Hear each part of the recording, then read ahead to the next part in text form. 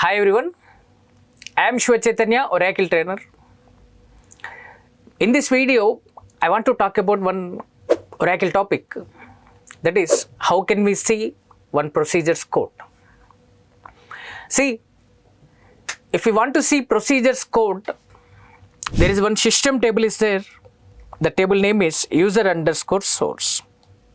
So this table maintains all procedures, functions, packages and triggers information.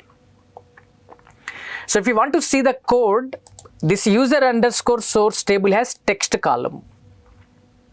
So we write like this: select which column data, text column. From which table? From user underscore source, where name equals to, give the procedure name.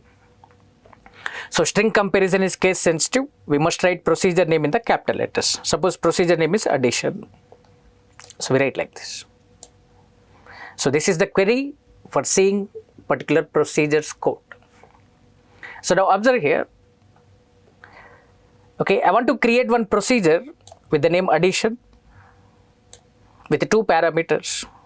So this is a procedure we are defining to add two numbers. So just I am copying this code in the SQL developer. See here. So this is a code. Okay, now I want to execute, I want to create the procedure. So run this code.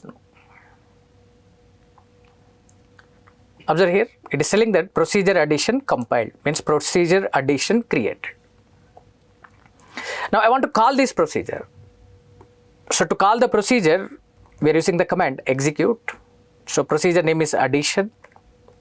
Two numbers I am passing here, first number 2, second number 3.